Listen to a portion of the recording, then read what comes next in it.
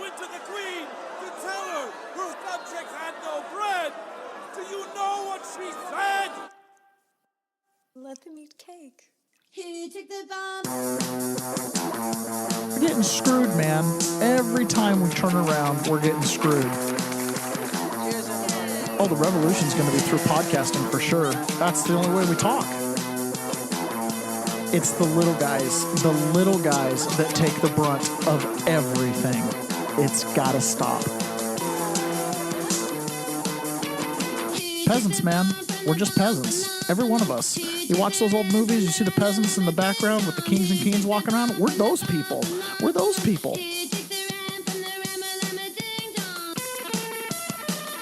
Good morning, peasants. Welcome to another episode of the Peasants Perspective. Pony Boy, you're back on top. Good morning. It's a beautiful day. Good morning. Pony Boy was like the man forever, and then he got competition from Shantini and a couple others. Good to have you. We don't have, well, I know Pony Boy's here, but I don't see his numbers up there. We got zero. Pony Boy. Yay. I love that name. I think it's so funny. All right. Glad you guys all made it. Ron, what's going on with the stream? I mean, we're clearly live. I don't know. Showing. If you refresh it, do you think it'll do it? It'll probably do weirdness. Let's make it happen. Get weird. It's gonna get. Oh, there we go. Now we're showing Pony Boy watching. All right, you guys. We'll wait just a second for people to file on. Nah, let's do a show for Pony Boy. Pony Boy, we're talking oil fields today. Okay, good stuff. There is so much happening.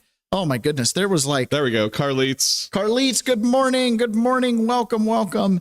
Oh my goodness. There was so much stuff happening. The world is just morphing and evolving every second of the day. The world keeps spinning. Yeah. Holy smokes. There was so much stuff going on. Obviously the Iran war is like wrapped up now. So it's just like, it sucked up all of our life and energy for a minute. All right, guys, let's go ahead and get started with the simultaneous sip. I feel like there's more people on than we're showing on our numbers. For sure. Carlito Tiffany, howdy from YouTube. Glad you guys made it. All right. I know why everybody comes here every morning, bright and early. Most mornings, I'm still kind of paranoid about the numbers there. You're here for the simultaneous sip, and all you need is a cup or a mug, a glass, a tankard, a chalice, a stein, a canteen, jug, or flask, a vessel of any kind. Fill it with your favorite liquid. I like coffee. Ron's got his Diet Coke. Yeah. And join me now for the unparalleled pleasure of the dopamine hit of the day, the thing that makes everything better, the simultaneous sip, and it starts right now. What's the quote of the day? The same boiling water that makes an egg turn hard will make a potato soft. So you need to dictate your environment and don't let the environment dictate you. Oh, all right. That's a good one. The same boiling water that will make an egg turn hard will make a potato turn soft. Okay. Donald Trump has read this book. I promise you. People think that he's like not read, but I remember, I think it was Sarah Sanders one time. She was being interviewed about, what's something that's unique about Donald Trump that nobody knows. She goes, he reads everything. He's like, he reads books. He reads every newspaper. He knows every journalist at every major publication and what they write about and what their lead is. He said, he reads. She's like, he's an incredible reader. And I was like, wow, that kind of surprised me because the idea is Trump's just this, larger than life playboy, doesn't read anything. No, he's very well read. Machiavelli said, never play fair in a game where others cheat. I like that. There was another clip out of his book, which maybe I can find it in like 2 seconds so I can say it right. Again, there was so much going on today. The show was almost hard to prep because there's like, how many topics are we going to cover? The Iran stuff kind of sucked up a lot of our energy and all the mainstream media energy. And then all of a sudden yesterday with the resolution of the Iran situation, it was like, poof, we popped off with a whole bunch of other information coming in at the same time. So let's, Fraser, good morning. Glad you made it. Debbie 6265. We're so glad you're here as well. Wonderful, wonderful. Okay. So in Trump's book, The Art of the Deal, he recants a story and I wanted to pull it up here. I had the anecdote. So in Trump's book, Art of the Deal, he tells the story where he was trying to negotiate to buy a piece of property and it was held by a bank who had foreclosed on a former owner. And he was trying to buy the property back. And I think he was working with one of the family members of the property owner who had been foreclosed on. All right. And in the process of foreclosure, the guy died. He died, Oh. he passed away from stress or whatever. Okay. And so Donald Trump was trying to get a deal on this property, and they just weren't budging. They wouldn't budge on the deal. And so he called him back and he said, listen, if you don't sell me this property, I am going to open a lawsuit for murder against you guys for basically giving this guy such a hard time financially that he killed himself. And I'm going to open this civil lawsuit on murder and pay for the family to sue you or whatever. And they called him back and said, let's make a deal. And he goes, sometimes you just got to be wild and crazy because people don't know if you'll do it or not. And that's exactly what Trump did with this Iran situation. He got wild and crazy, and turns out it worked out just fine. So a couple things. Let's tie up some loose ends. So there was that leak that came out that said that there was a leak that came out that really upset Donald Trump about the airman that was down. There were the 2 airmen that went down. They rescued the one, and Iran didn't know there was a second one until there was this leak. Turns out they found the leaker and they arrested her. Ooh. Security clearance while she worked with Delta Force there with the Army in Fort Bragg. She's the whistleblower that called out the maltreatment that she was experiencing while working there. But the feds believe she was giving away a lot more than just workplace secrets that could have put soldiers' lives at risk.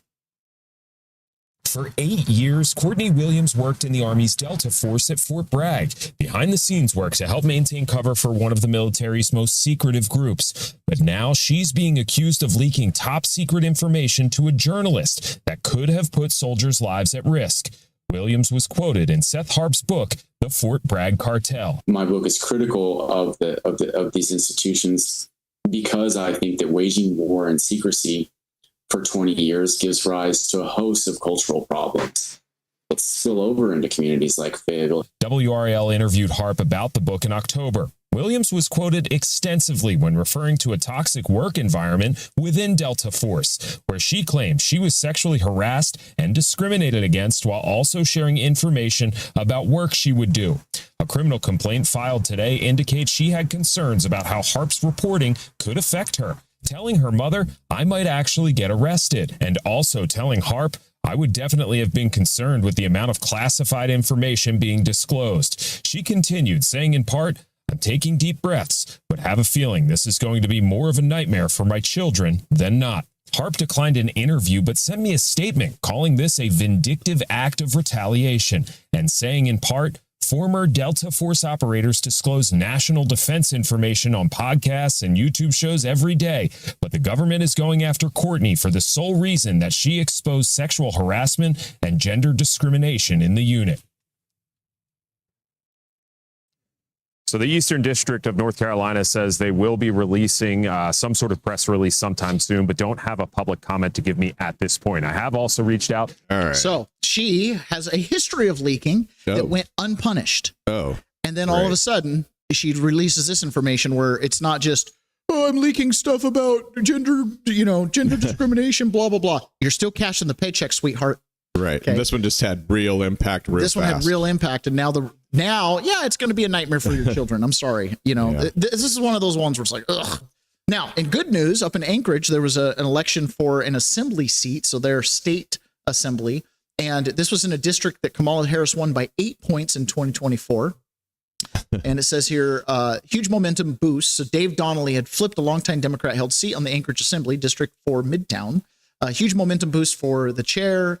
The media and the Democrats keep insisting they'll flip the U.S. Senate seat in Alaska this year. Yeah, right. Alaska is voting Republican up and down the ballot. In the midterms, the blue wave narrative is collapsing in real time. So, it's interesting because we've had a whole slew of special elections that have gone to the Democrat that couldn't knock off Marjorie Taylor Greene's seat. It's a pretty solid red seat. But this was a really solid blue seat, and a Republican got it. So that's really good news. Another thing, too, on the campaign front is Thomas Massie is failing in the polls against his opponent, Ed Galarian. Now, Ed Galarian is one of these MAGA rhinos. Okay? He's been endorsed by Trump, and there's a lot of MAGA rhinos. Okay, there's a lot of people that got Trump endorsements for MAGA that are maybe indifferent to Trump himself. They align with Trump on their conservative principles, but they're not like, Marjorie Taylor This is Greene. one of those ones where Trump is taking what he can get. Trump's taking what he can get. He needs some team players, Ron. He needs some team players that aren't going to stab him in the back or grandstand on some pet issue. And so there's a whole bunch of backstabbers all lined up, ready.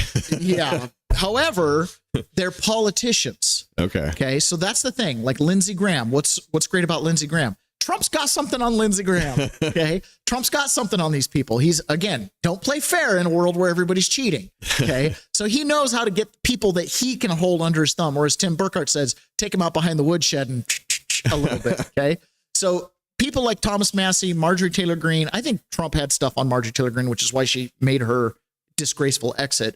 Thomas Massey, I think the same thing. Trump's brought up the issue of his wife. This is a problem. Okay. It's not one of those things where we can just go, it's a blind eye. No, the situation with Massey, when you put that under a microscope, it kind of exposes this internal rot that he's got going on, which then plays out into Trump's protecting pedophiles. It's like, Trump is not protecting pedophiles. He's trying to keep the economy going and the country running. And you've got this pet issue. And meanwhile, you're ignoring a bunch of other stuff. Now, with Thomas Massey, I also have to be a little careful because he's exposed a lot on J6, which I'm really grateful for. So is what it is. Okay. I don't know that Ed Galarian would necessarily do anything to help out with the J6 issue.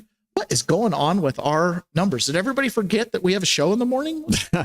I think the numbers are just not real. Just ignore them. Okay. All right. Ever since Ed Galarian has been rising in the polls, Massey has zipped his lips about Trump. And that is something interesting. Now, Galarian is, again, rising in the polls. And here was a little blurb from a radio show. Well, I hope you retain your seat. But yesterday in Kentucky, a local show, asking about this situation with Ed Galarian. Ed Galarian has refused multiple debates with Thomas Massey, which means he's leading in the polls.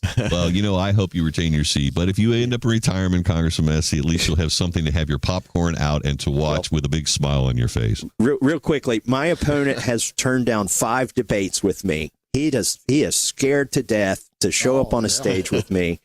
I would love to debate him. Any topic. I've said I'll even let Donald Trump moderate the debate if he wants. Oh, that would be interesting since Donald Trump has endorsed your opponent as we enter the primary. Yeah, and conventional wisdom is if you're ahead, don't debate. I am ahead in my polls. I think there's some public polls going to come out and show that. But I want to debate this guy because he spent $7 million of billionaires' money from out of state to try to fund a campaign where he stays in the basement and doesn't show up. And I think the people deserve, if they got to watch $7 million of his commercials, he should at least give them 30 minutes on a stage and answer questions. I agree completely with that. Congressman Massey, that's rarely you and I have a disagreement. Pleased to have you on the program as always. Keep up the great work. I wish you the The problem with that is it's disingenuous because you can go through Thomas Massey's campaign contributions, and a lot of them are coming from Raul Muhammad and the other Muhammad, the other fan. We saw that, what was it, a month ago that we were looking at that? It was like, Thomas, you're not exactly getting local money either. Okay.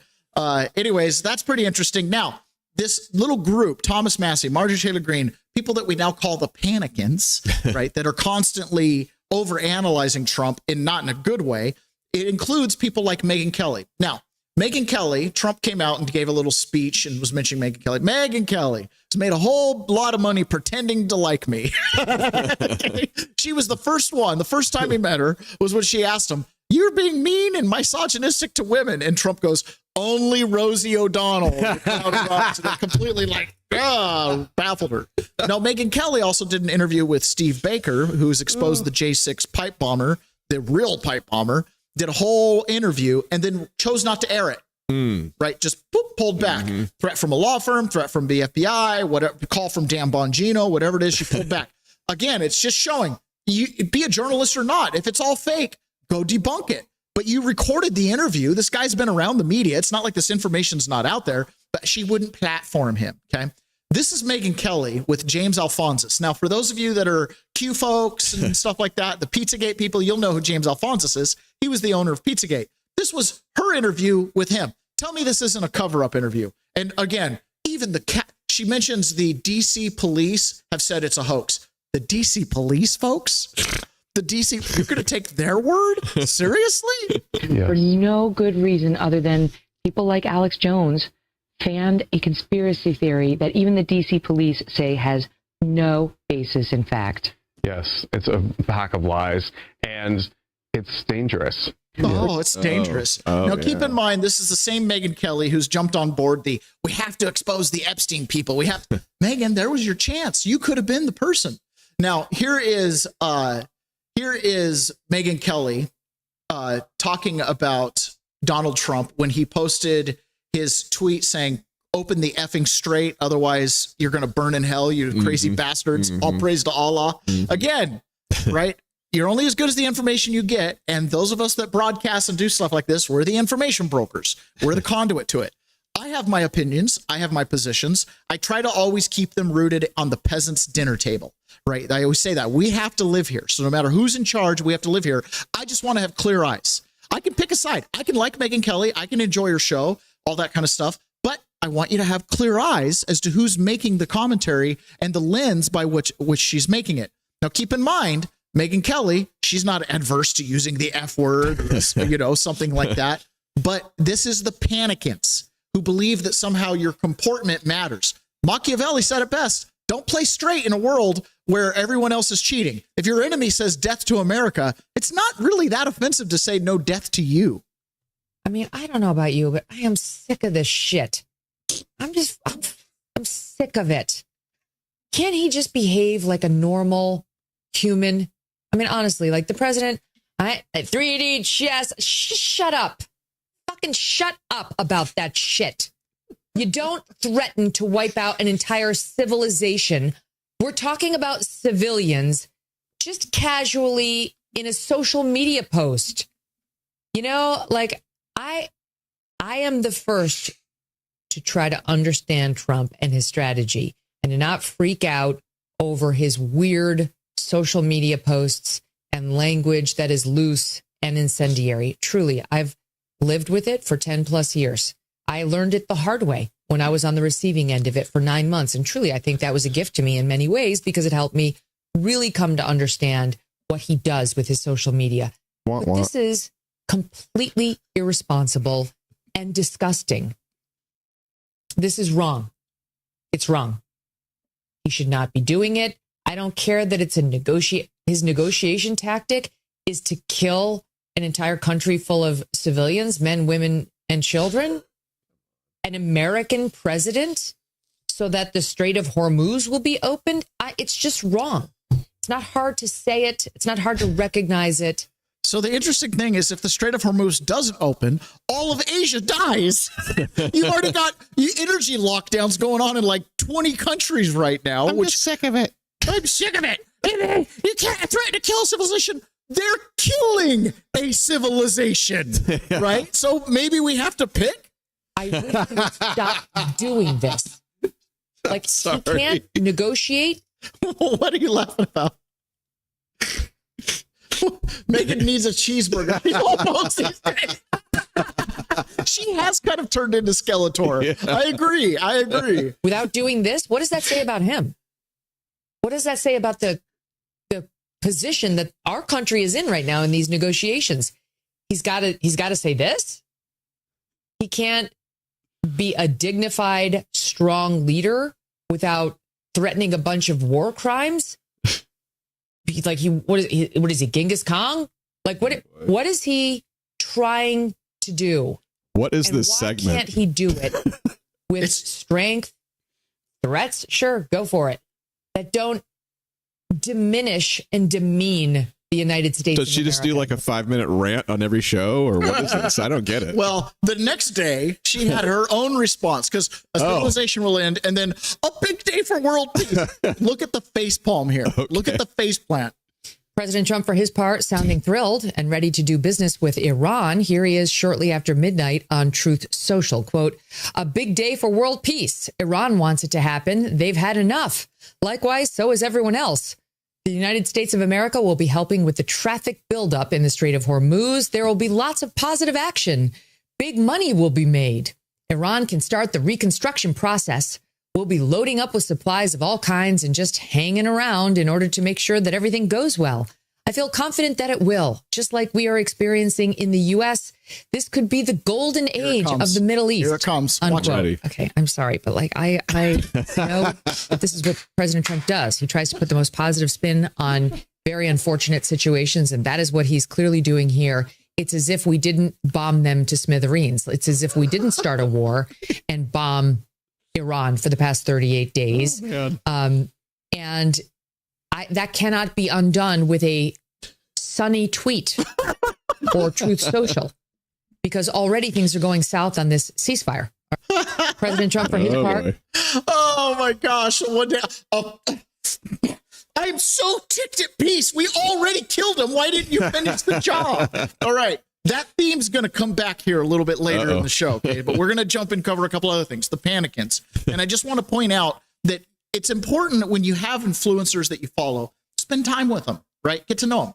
So there's one particular influencer that had a radio show that I listened to almost every day in prison. His name was Matt Walsh. Oh, okay. He came on in the evenings, right up during count. What's a woman? Matt Walsh. Huh? What's a woman guy? Yes. That's where he's made his fame. Now, my wife posted something, or she was reading a post of his that she agreed with. And I was like, oh, honey, Matt Walsh. I was like, that guy's as bad as the Islamist Sharia law people. What do you mean? I said, I mean, he's like literally aligned with Islam that we should throw gays off buildings. She's like, I don't believe that. I said, I've listened to hundreds of hours of his radio show. Okay. You spend enough time with him and you can agree with a lot of issues, cultural issues with him. Sure. But one thing you'll find is he's a maximalist, and that's a problem. He's a maximalist. That's a problem. He and Tucker got together and they're like, yeah, we should definitely put parents who do things we don't like in jail, right? It's like they want to use the force of law to get their moral objectives that are frankly up for debate. Now, we're going to jump up into Canada and we're going to listen to this little clip. And this is the kind of stuff where Matt Walsh makes a lot of sense. And this is where he makes his bones. But I'm going to also expose him here in just a second as well. So this is a Canadian parliamentarian talking about some budget bill that they passed. And she's upset because they didn't include money for her pet issue constituency. When the budget was released, I was shocked to find out that Prime Minister Carney is cutting $7 billion between Indigenous Services Canada and Crown Indigenous Relations. They provided $0 to deal with the ongoing genocide of MMIW G2S LGBTQIA+. This is abhorrent. This is callous. This is callous because the very Liberal government that has stripped organizations of life-sustaining funding has now committed $13 billion on military spending. Who is paying for it? Indigenous women across this country, Indigenous women, girls to us, LGBTQIA+, are not safe. In fact, rates of violence are increasing. And what is the Prime Minister doing? He is turning a blind eye on this violence. Okay, so she continues on and she says it again. So it's MMIWG2SLGBTQQIA+. Okay. So Matt Walsh looked this up. He says, for those who don't speak woke retard, I looked it up and apparently MMIWG2SLGBTQQIA+ means missing and murdered Indigenous women, girls, and two-spirit, lesbian, gay, bisexual, transgender, queer, questioning, intersex, and asexual. So apparently they added murdered people into the LGBT community. Geez. Murdered is now a queer identity. This is the kind of innovation we get from Canada. Bravo, Matt. I love it. That's hilarious. Okay. A little bit of hilarity. Yes. That's insanity. Okay. That's insanity. You're not providing enough money for the MMIWG2SLGBTQIA+ community. Man, you need to just let her say it because it rolls off her tongue like, man, she must have practiced that in the mirror for hours. I couldn't believe how that just came out of her mouth so fluidly. I know. Okay. Whoa. So this is where it gets a little bit crazy. Okay. This is why Matt Walsh, while I love the take and he exposes stuff like that every day on the show, it's like Libs of TikTok. Then Matt Walsh covers something that came out on Libs of TikTok. Okay. Insanity. But when you get down to it, he always wants to punish these people. Always. You listen to his show and you'll hear it. Now that I've said it, if you listen, you'll go, oh my gosh, he wants to use the power of the state to punish people. Okay. I don't care if the boot's coming from the right foot or the left foot. It's still a boot on my neck. I am totally radicalized on the issue of criminal justice. We should increase executions by like 1,000%, bring back hard labor, bring back corporal punishment, bring back public lashings, bring back public hangings. Our ancestors write about all of it. Whew, I was in prison, Matt. I was in prison. Yeah. I would not have appreciated hard labor, okay? At least my labor was quote unquote voluntary. That's the kind of thing where it's like, we need to pump the brakes a little bit. He goes, we let communists, psychiatrists, and academics, but I repeat myself, take over the justice system, people who have no understanding of human nature, godless, pervert heathens who reject natural law and the very concepts of justice. We need to get all of these freaks out of the system, reject everything they say on the topic of crime and punishment, and get back to arresting evil and making them suffer for their crimes. Okay. Now, I'm going to play another little clip that is a college debate, and it's with a professor who is a Christian. Okay, he is a Christian. All right. But he has a similar perspective to I have, because I've debated with my Christian friends, and you find this impasse between the denominations. But you're both looking at the word of God. And it's like, well, hold on. Your interpretation of the word of God and my interpretation of the word of God are very different. Well, there's interpretation and then there's application. Okay. Which starts with interpretation. Right. Because you will always act out your beliefs, right? And so he's having this debate starting with a Muslim woman, and he's asking about the Quran. This is the kind of stuff that I think is a trap that a lot of times our fellow brethren in the Christian community sometimes fall into too. And Matt Walsh is no exception to this, right? Yeah, you see there, against natural law. Well, hold on. Natural law is what Thomas Jefferson was trying to claim to, where he broke up church and state because it was inappropriate to have the church run the state. Does that make sense? That's what he says, got to break that off, because otherwise the priest's interpretation of natural law or whatever the standard is comes with a monopoly on force and violence. Okay. So Tucker Carlson and Matt Walsh have entertained this idea that we should bring it back, that we should use the force of law to enforce moral mores.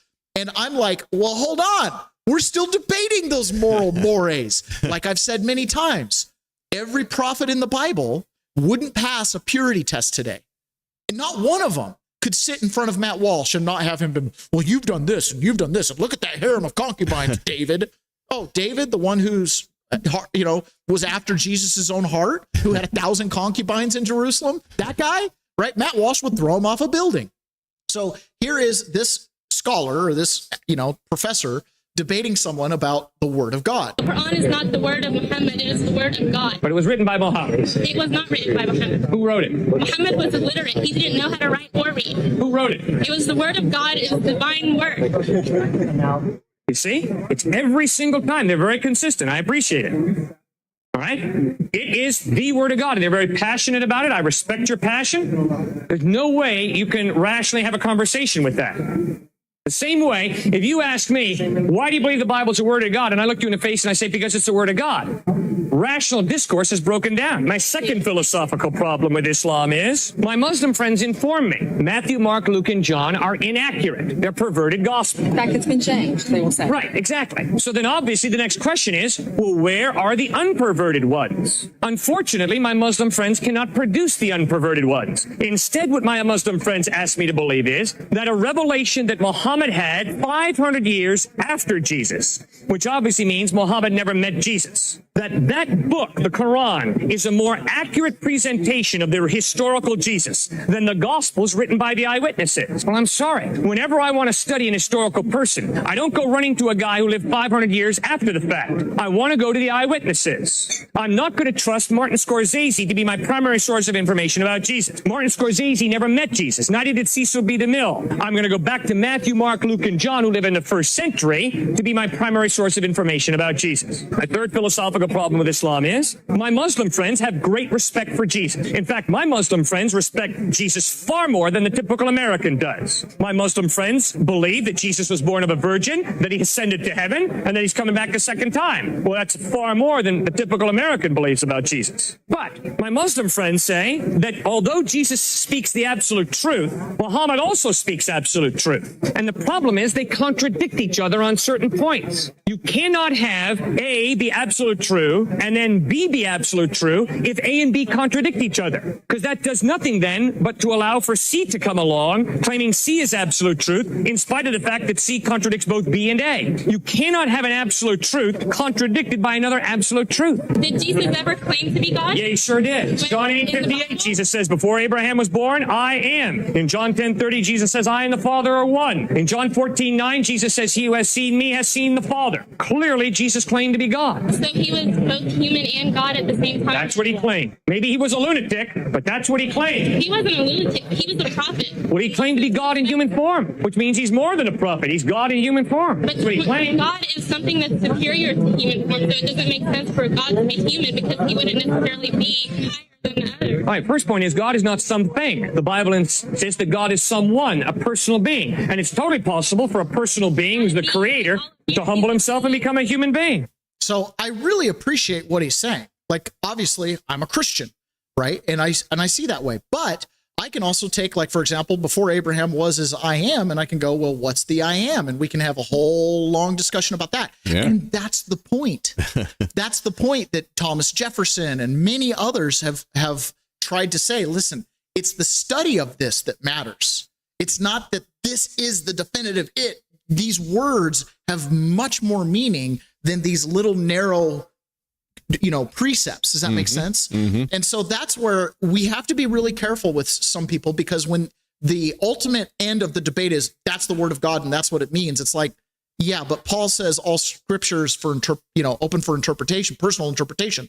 It's supposed to apply to you in stages. It's schoolmaster, right? Until you find God yourself.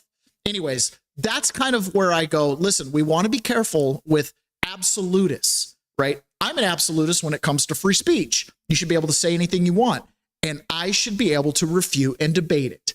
But when the debate stops with this is the word of God, it's easy to see it in Islam. It's easy to see how they do that. Quran's the word of God, end of story. Well, it contradicts so much. Well, guess what? The Bible contradicts itself too.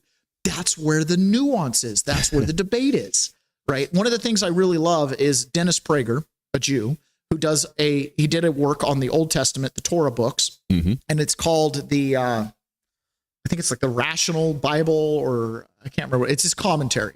And I read it with my family. I read the whole Torah with my family, the whole Bible with his commentary. And every single verse or stanza, depending on how the verses are broken up, he breaks down how you can explain these values, these principles, these civilizational building aspects around every single verse of the first 4 books of the Bible. So all these things that are contradicting and stone your kids and all this stuff, he goes through and explains it in a rational place, the context of the time, all the different pieces.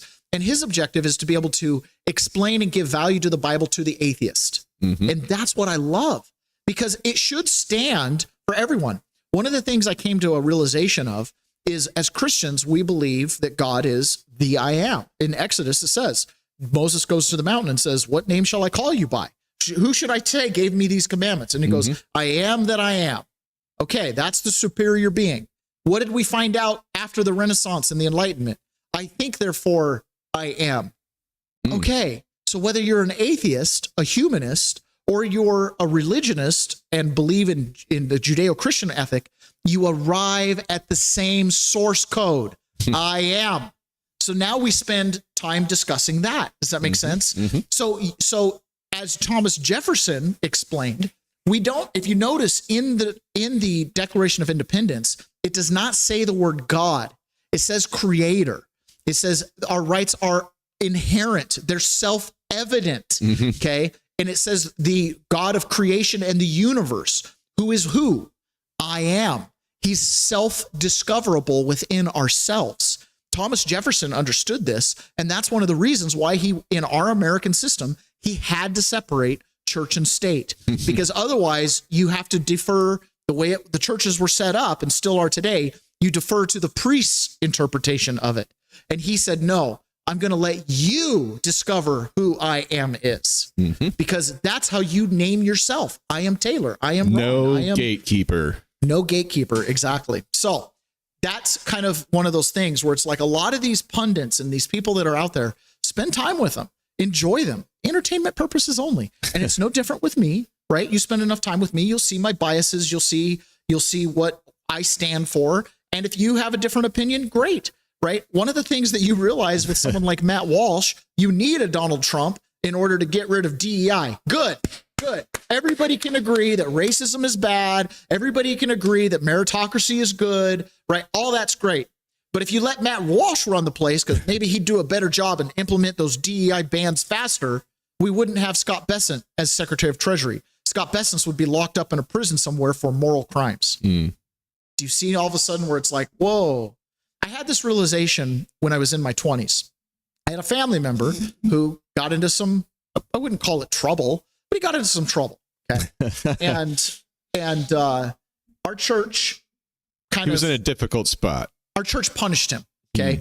Took away his job, pushed family to exclude him from something that was positive for his life. And it kind of set him on a weird trajectory. I've talked to him quite a bit about it. Okay. Something that was what could have been chalked up as a mistake. Let's move on. Became a identity for him by labeling. All right. And so that identity has never really left him because he got labeled by people in authority, that label, which could have just been a mistake. He could have moved on. Instead, it became a label. That's not good. Okay. I watched the show V for Vendetta. And in V for Vendetta, right, it's a dystopian universe future where England gets taken over by essentially fascists and they become the moral police. And there's a scene where they go into someone's house because he has a Quran and he's a gay man, and they black bag him, haul him off, and presumably torture and kill him. And I'm like, I can be opposed to homosexuality for a whole bunch of reasons. But am I willing to go into someone's house who's a homosexual, put a black bag on his head, and be the sword of vengeance for God? No. Am I willing to be that guy? And when the answer was no, I was like, okay. That's where Thomas Jefferson found himself. That's where so many others who become enlightened go, maybe there is a higher law. Love God and love your neighbor. And everything else kind of fits in somewhere. But it doesn't mean we take some abstract verse from Leviticus and go punish everybody because of some picadillo. Does that make sense? Yeah. And that's one of those things where it's like, as peasants, listen, you're going to have a weird uncle. You're going to have a weird nephew or a weird grandkid. Our duty is to love. It doesn't mean we have to accept everything about them, but it's to not label and prevent them from improving and seeing the error of their ways and living a fulfilling life. And I'm not just saying this about homosexuality. That's an easy, low-hanging fruit. It could be anything. It could be, any number of things. And you got to give them a little grace and mercy. It might take them their whole lives to figure it out. I mean, so. Yeah, it could. It could. Now, many of these panicans who become these single issue niche people, I don't know what Megyn Kelly's little niche is. To me, she's overly obsessed when you listen to her about her ratings as compared to her former bosses at Fox and CNN and MSNBC, right? She's overly obsessed with that, and she chases that. The controversy drives the show. Clearly, controversy doesn't drive our show. Otherwise, we could probably do some more things. Let's go to the chats here. Ponyboy says, anytime anyone's LGBTQ, whatever, I just don't listen to anything they say. Yeah, me too, man. I'm like, okay. Ponyboy, anytime they say, Simpalodopolo says, I don't know what that is. You need to explain that. And don't just. I think somebody's just trying to pimp something on everybody's show. Okay, well, cool. Thank you for the chat, because then I don't have to pimp for chats at the end of the month. Carlitos, love your neighbor as yourself is the greatest commandment of them all. Jesus. Yes, amen. Exactly.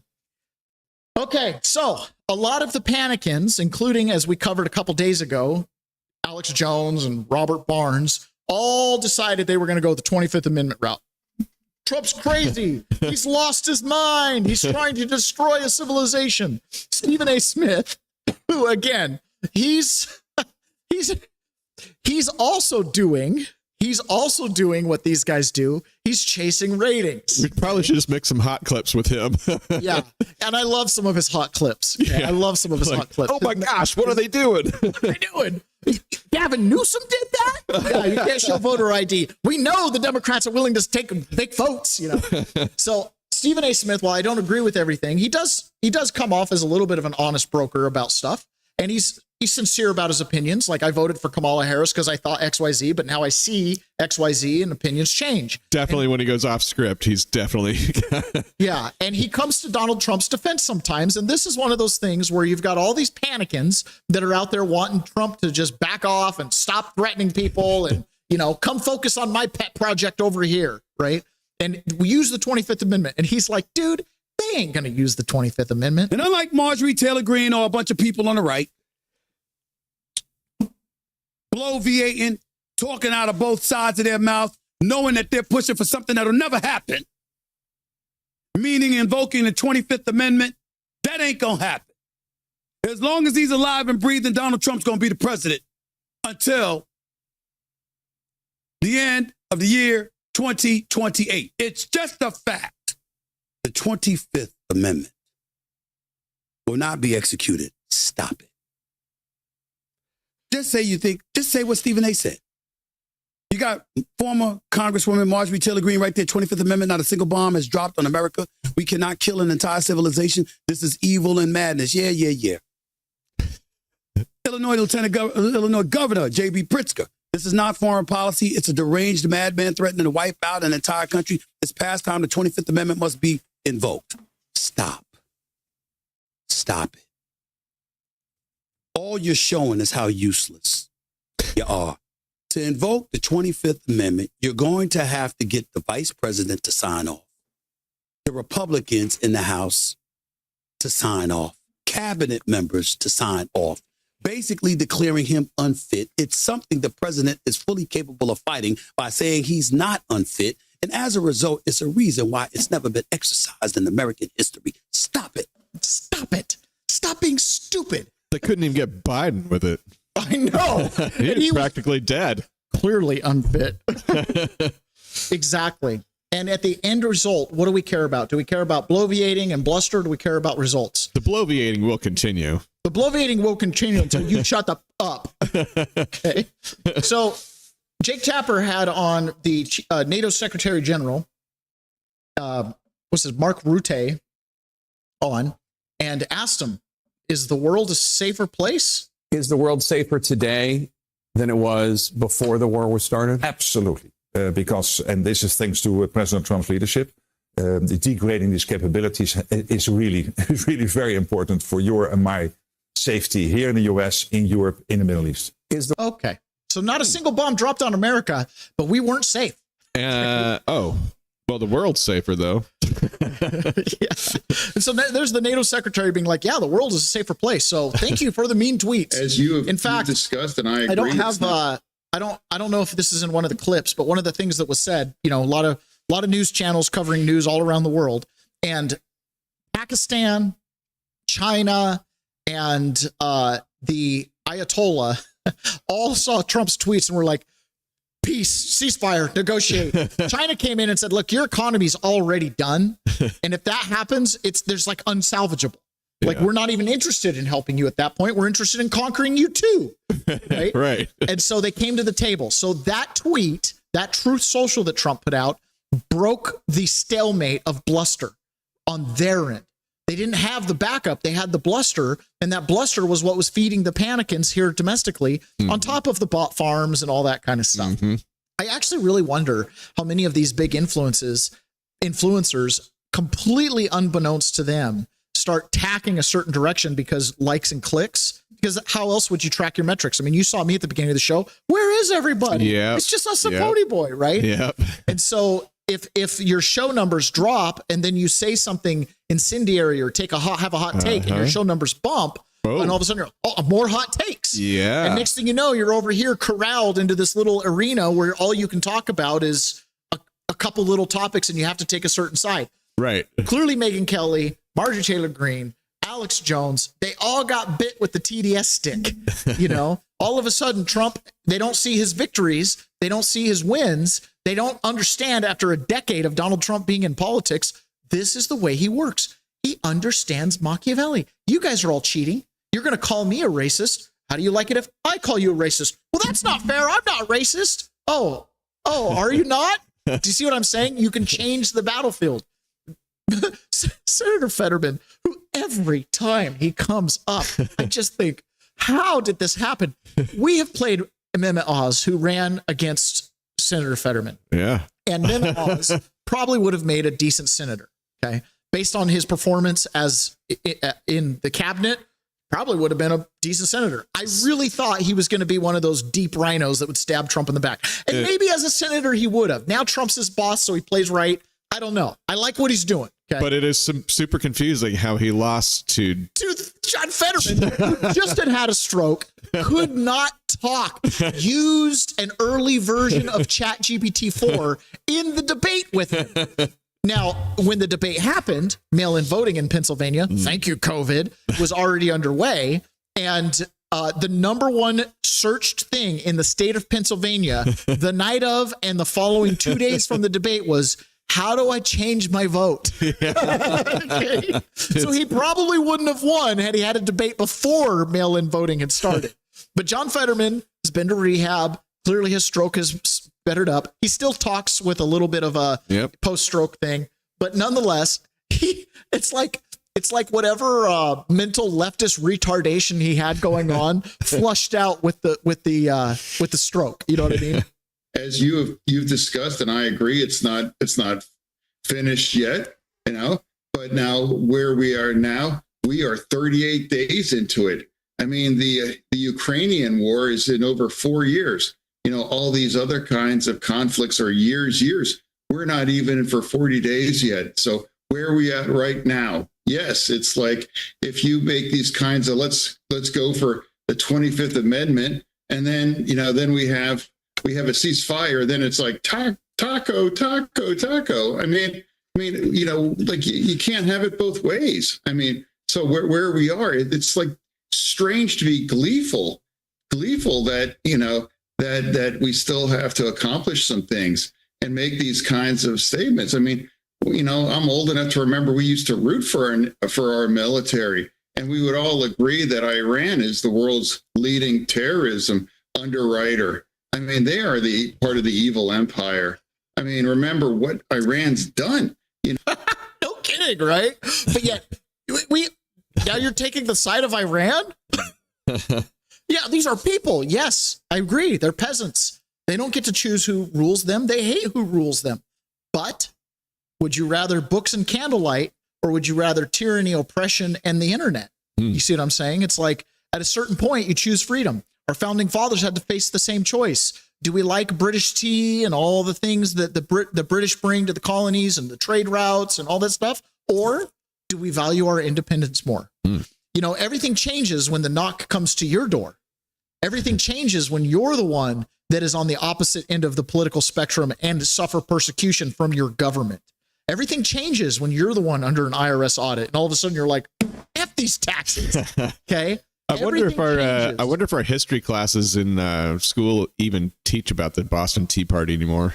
Oh, I'm sure they teach about it. I'm sure they I'm sure they teach about it, but they don't get the meaning. I was taking a constitutional course here locally that's at one of the breweries that you can go to every Friday, and it's put on by like Hillsdale College. It's a course they put out that locals can take. It's like a 10-week course. And I haven't been great at attending. I've only gone to like 2 of them. But they had a former FBI agent and a former FBI investigator teaching one of these courses, and he was talking about the Battle of Bunker Hill and stuff like that. Mm-hmm. And it was astonishing to me because I'm like, sounds like J6. I'm like, if you can't study history and see the parallels to today, what's the point in studying history? It may as well just be fiction. Yeah. You know what I mean? The point of history is that we learn from it so that it doesn't repeat itself. Okay. And I thought that was really interesting. So yeah, they'll teach it, but then they don't really teach that the same things are happening today. It's hilarious to me. You teach about the Boston Tea Party and a 2% increase in taxes. And yet in April next week, your guys are going to go pay a marginal rate of 37% and just be like, I love America. Okay. Like, do you not see the problem here? Yeah. So on the 5, Jesse Waters talked about Taco Tuesday. Trump always chickens out. That's what the Taco Trump thing is. That kind of started over on Blue Sky, and now it's becoming like a joke because Trump will threat. And then the capitulation happens, the compromise, the win. And then they say, oh, he tacoed. He didn't destroy their whole civilization. All right. Yeah, I don't understand. So if they're saying that President Trump's losing the war, and that he needs to stop the bombing.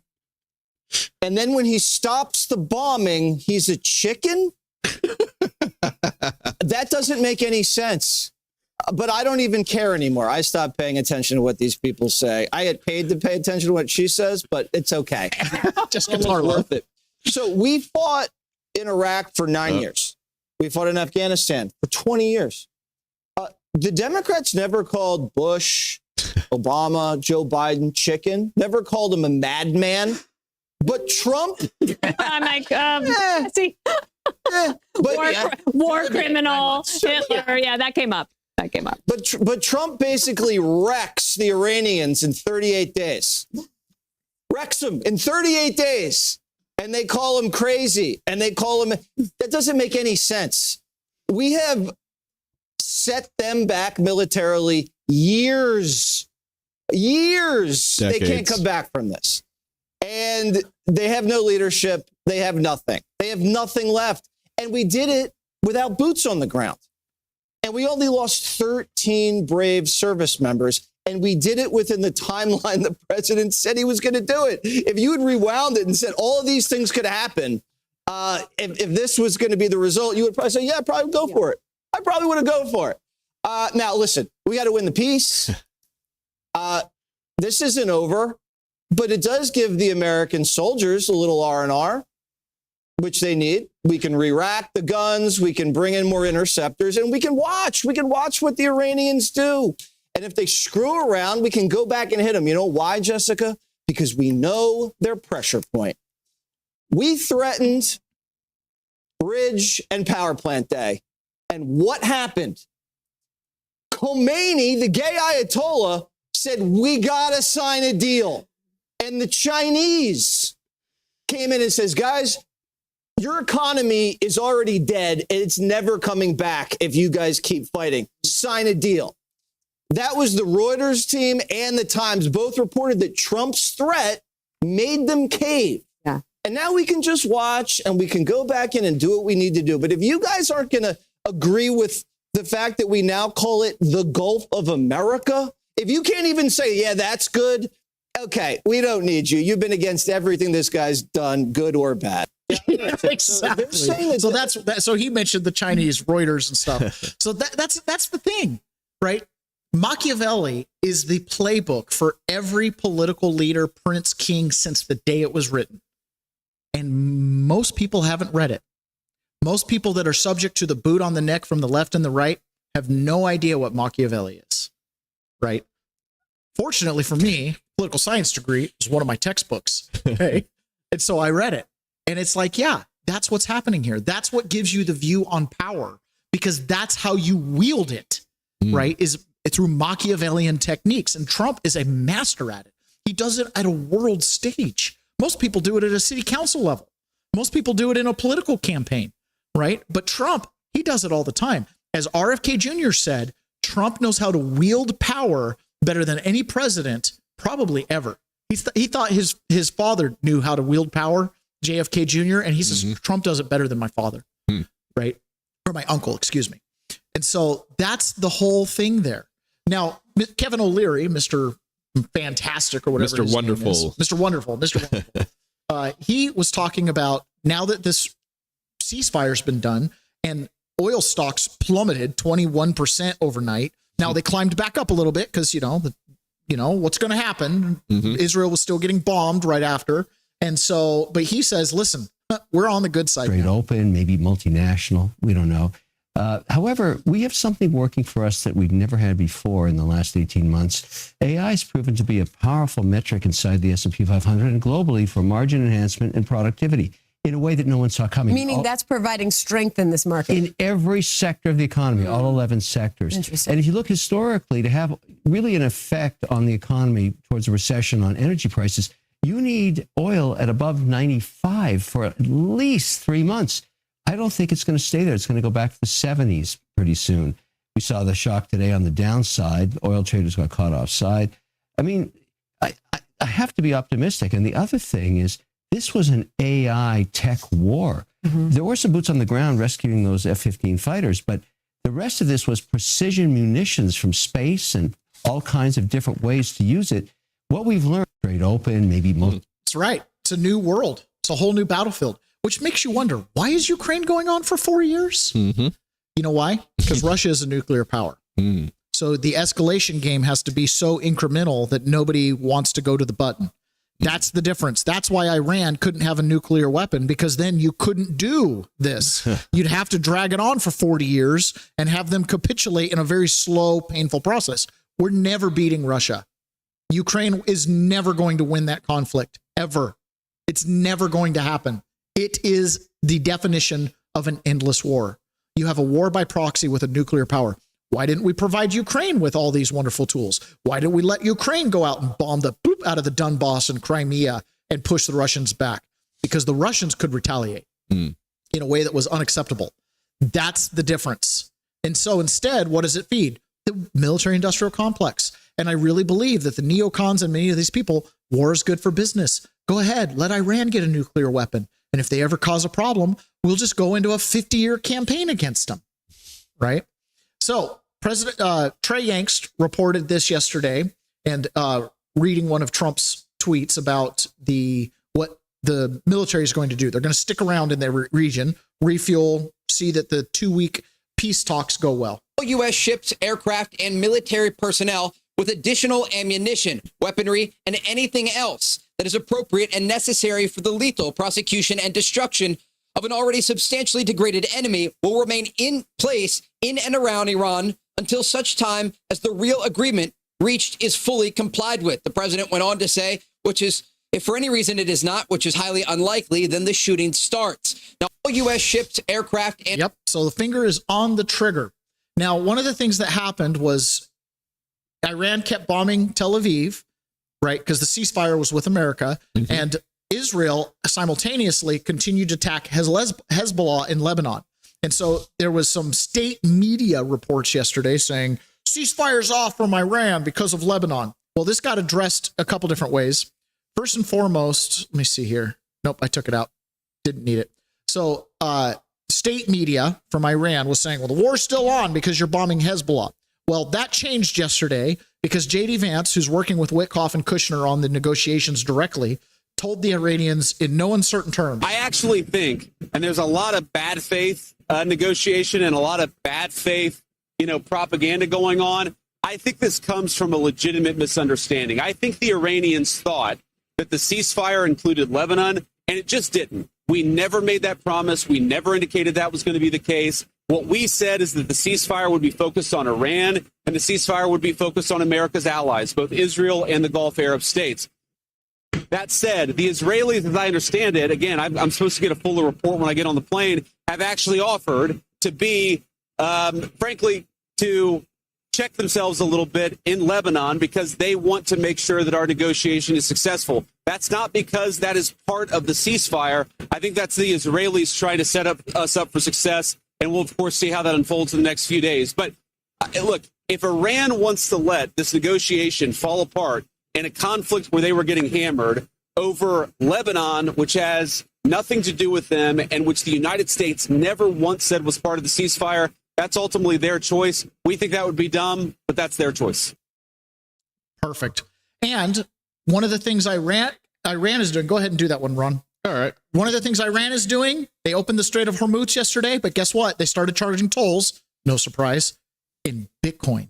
Oh, which is why well. This is so important. The world economy is changing right under your feet right now. Yeah, so here's a little inside scoop that many creators are talking about behind the scenes. It's actually one of the reasons I'm using Rumble. They made a way to super chat creators so you could get paid immediately without any fees. YouTube and Twitch take up to 50% fees when you tip creators. This method takes none. That's right. The platform takes 0 fees. I keep nearly 100% of what you send me. You can super chat with Bitcoin, Tether USD, or even Tether Gold stablecoins. The tip will show up directly on our Rumble chat, which I'll do my best to read. All you need to do is download the Rumble wallet on the App Store and send the tips to your favorite creators. You can go to wallet.rumble.com or you can download the app directly from the app stores. Seriously, what an amazing way to get rid of the middleman and help the creator economy. Shout out to Rumble for making this disruptive technology. Okay, and we are going to do a promotion here. Yes. Yep. So our Rumble wallet is empty. So what we're going to do is we're going to do this for 1 month. Okay. For 1 month. Okay. So what's today? Today is the 9th. Okay. So April 9th, on May 9th, we're going to announce the winner of this promotion. Okay. So we accept tips. We accept tips on the Rumble wallet.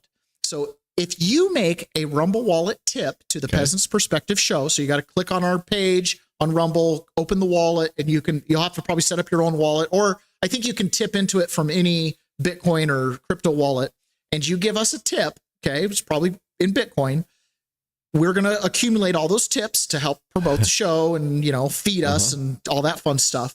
But we're going to take the total amount of those tips, and whoever gave the largest tip is going to get 10% of whatever total amount that we have donated to us, tipped to us back. So let's assume 10 people put in $100 as a tip. Yeah. And somebody puts in 101, we will tip you back $100. Does that make sense? So so the more people that tip, the larger the pot of the 10%. Now, if like 3 people tip, and you know what I mean, then you're going to get a small percentage back. Yeah. But if all of the audience members, and we have enough of them now, we've got a lot of audio listeners that listen later in the day, go to the Rumble page, get your Bitcoin wallet set up, figure it out, send the tip, we'll track it. And at the end of the month, so on May 9th, we'll take the top tipper, and we'll kick back 10% of the total amount of tips. So this feels like I'm in middle school and I'm getting ready to pass around envelopes with dollar bills in them. Bingo. Exactly. Okay. Now, that's going to be fun. Ron, remind me every day to mention that. Okay. Remind me every day to mention that. Otherwise, it's going to be like one show's audience. So use the Rumble wallet to tip. As those tips accumulate, the pot grows bigger, and 10% could be yours. I think we need to rely on our listeners to remind us. Yes, don't forget to remind us, guys. Make your tip and then remind us to do it so we can jump those tips up. Okay, so Benjamin Netanyahu gave a speech yesterday saying that their finger is on the trigger. So they're backing off. They're participating in the ceasefire as well, but they're ready to go at any minute. And Israel is stronger than ever. This is the bottom line of this campaign up until now. Let me say, there are still additional objectives for us to achieve, and we will achieve them either by agreement or by resumption of the fighting. We are ready to resume the fighting at any moment. Our finger is on the trigger. As you know, 2-week ceasefire has been announced between the U.S. and Iran. No, we were not surprised in the last moment, and I want to emphasize, this is not the end of the war. This is a step in order to achieve all the objectives. And you know what Israel reminds me of? So you know how you have like Doberman pinschers, which are could be a very vicious guard dog, very intimidating, pretty big, pretty tall, big teeth, keep going. But then you have those little mini Doberman pinschers that are 12 inches tall, but they look the exact same. That's what Israel reminds me of, is this little Doberman pinscher that if you zoom the camera in, can look very intimidating. And then you zoom out and you see how small it is. And you're like, But then you zoom out further and you see their big brother, the actual Doberman pinscher, the United States, standing behind them, right? That's what Israel reminds me of. They're a little country that fights way above their weight class, but they need us to back them up.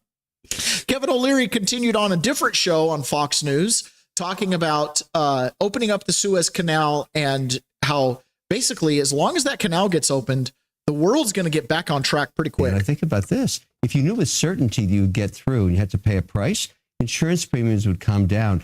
All the other important waterways, Suez Canal, Panama Canal, we don't have rogue nations controlling those. So there's a cost to get through with certainty. I think the market would be willing to pay for that. And that could also fund, what Iran's going to need to rebuild the infrastructure they've lost. It depends if they really want peace or not. If they don't, there still could be a tithe, but it would be for the nations that care, the region, UAE, Bahrain, Saudi Arabia, Qatar, and of course the Chinese and Singapore and Japan. They'll all pay. And if it's $5 or $6 billion a month, it's nothing compared to the value of stability in getting 21% of the world's oil through that strait. I like this outcome. I don't like war, but this tells me the region's coming back big, because if you can get peace in the Middle East, it's one of the fastest growing regions on earth. Wow. It's a big deal.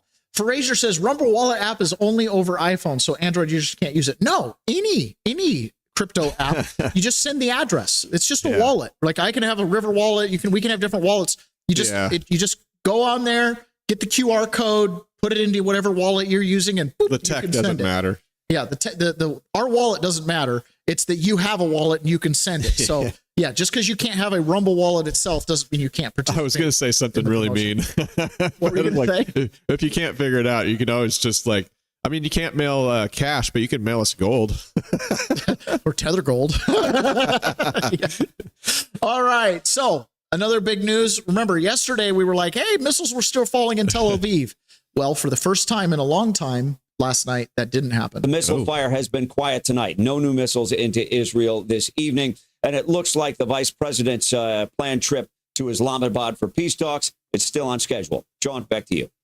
All right, we'll watch and wait, and hopefully we will get a negotiated settlement. That would be in everybody's best interest. Guy does trap workouts like you would believe. He's probably an old wrestler doing a lot of bridging. I remember that in wrestling. You know, you'd have to sit there and bridge, with your neck all big.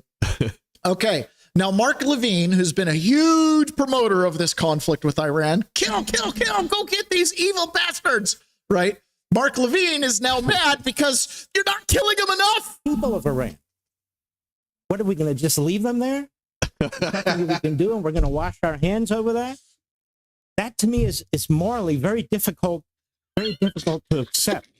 And then what about the proxies, Hezbollah? I was reading these statements. Hezbollah has killed more Americans than Iran directly. Hezbollah is Iran.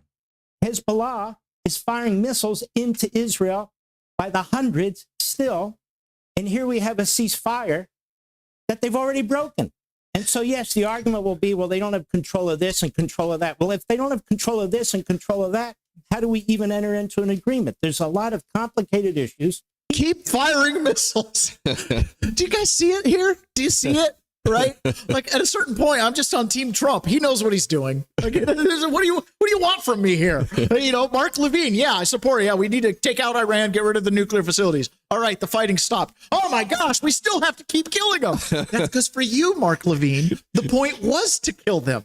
Right? It wasn't to get to peace. It was to destroy Iran. What are we supposed to do? Just leave them there? Yeah, you were rooting for the end of a civilization.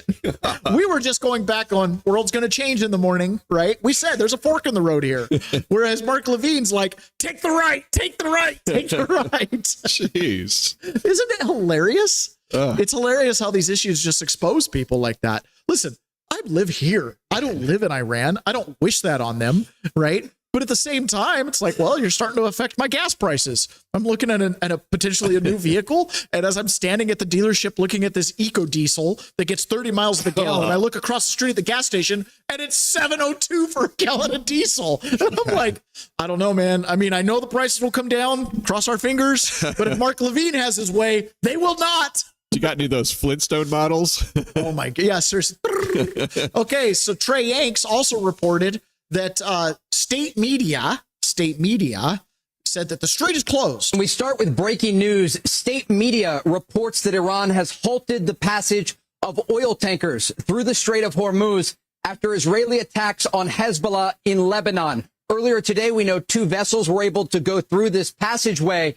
But again, state media is reporting that the Iranians are choking off the strait. I just got off the phone with a senior Israeli official who was sounding the alarm about this action by the Iranians, saying only just a few hours into this ceasefire, the Iranians are already showing that they are trying to leverage their control over the strait and put pressure on global energy trade. And it also comes after reports overnight indicate that an Iranian attack hit Saudi Arabia's east to west oil pipeline, and there was significant damage that was currently being assessed. This is important because this pipeline is the only outlet for Saudi crude exports. And as the Iranians are putting pressure on the strait, they once again are trying to leverage this ability to put pressure on global energy exports. I want to put this in perspective for us. Officer State-run media. So what does state-run media mean? That means that the media that's saying what they're saying about Iran holding tankers through the Strait of Hormuz may not necessarily be true. And that's the point. And it wasn't true. What they were doing was they were setting up a payment infrastructure. They want Bitcoin, right? Why do they want Bitcoin? Because then nobody can confiscate it from them. Okay. And we'll talk about that a little bit later. All right. John Fetterman weighing in again with this whole conflict, kind of summarizing it in one scoop here. To every single thing Iran done and is an entire war crime. Now, we are the force of good in the world. And now that's where now we're not even 40 days into this. And now I'm reading that they now have to force another, war powers vote. And I will vote against that now because we have to stand our military to allow them to accomplish, the goals of epic fury. The Democrats are like, we're going to do the War Powers Act to get you to stop fighting. We stopped fighting. We're still going to do it. But now we want you to fight. They're going to flip it. They're going to be like, no, we have to finish the job, Trump. We have to put boots on the ground there. It's going to flip. Watch. You watch. They're going to flip. They're going to be like, it's not enough because the Mark Levines is going to combine up with a couple other, Iranian haters, and they're going to try to pressure Trump to go boots on the ground and finish the job. Occupy Iran. Yeah. I don't know about that. All right. Donald Trump posted this. He says, none of these people, including our own very disappointing NATO, understood anything unless they have pressure placed upon them. This is Machiavellian. This is it. It's the use of power, using a threat, backing it up with a big stick. And all of a sudden that stick looks really mean when you make that threat because you've shown you're willing to use it. Does that make sense? And he says that with NATO.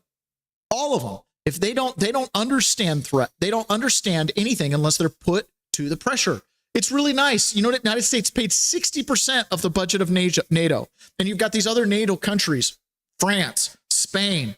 They would not allow us to fly over their countries. They would not allow us to use the bases that we have on their soil to prosecute this war. But yet we're there protecting them. So Donald Trump addressed this in a true social. He says NATO wasn't there when we needed them, and they won't be there if we need them. Again, remember Greenland, that big, poorly run piece of ice, right? And here's Trump at a press conference yesterday addressing his super frustration with NATO. The East will be gone, and then they're coming for Europe.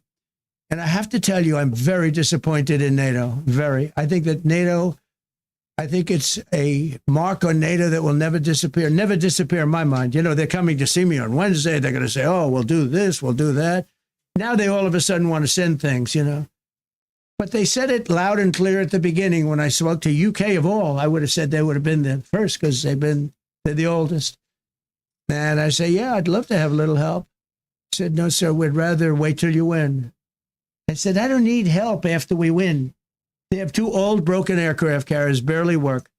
I said, I guess we can use them. Who the hell knows? I called the general. He didn't even want them. He said, we don't really need them. We got the SS Abraham Lincoln, sir. We don't need them. We have, in terms of technology, we had one day 101 missiles going at 2,700 miles an hour aimed at the Abraham Lincoln. 101 missiles. Out of 101 missiles, 101 missiles were shot down. Wow. The East will be gone. Can you imagine being on the Abraham Lincoln and hearing the alarms go off and there's 101 missiles simultaneously headed in your direction? No thanks. And you shot them all out of the air? I'd be super excited about that part, but not the first part. Holy cow. There are going to be some stories told when these sailors come home, aren't there? Oh, yeah. Holy cow. 101 missiles headed at the SS Abraham Lincoln, and they all got shot down. Yeah, Britain, we don't need your ranky-dank diesel ships. We're good. Holy cow. That is incredible. So Mark Rutte on with Jake Tapper, continuing with that interview, was asked about NATO's role and if Trump is upset with NATO. Now, this is a politician's response, but, President Trump, he's not been hiding his frustrations with NATO countries. How was the meeting? Did he say he's withdrawing? Well, let me be absolutely clear. He is clearly disappointed with many NATO allies, and I can see his point. But at the same time, I was also able to point to the fact that the large majority of European nations has been helpful with basing, with logistics, with overflights. with making sure that they lived up to the commitments. And there is also widespread support for the fact that degrading the nuclear and the ballistic missile capacity from Iran was really crucial. And that only the US was able at this point to do that. And let's not forget, there's Keir Starmer, the British Prime Minister, who is bringing together now a coalition of over 30 countries, even over 40. But 34 participated yesterday in a planning meeting with military leaders to make sure that free sea lanes, being able to use the Strait of Hormuz going forward, will be possible. So I also pointed him to the positive. But clearly, this was a very frank, a very open discussion, but also discussion between two good friends. Okay.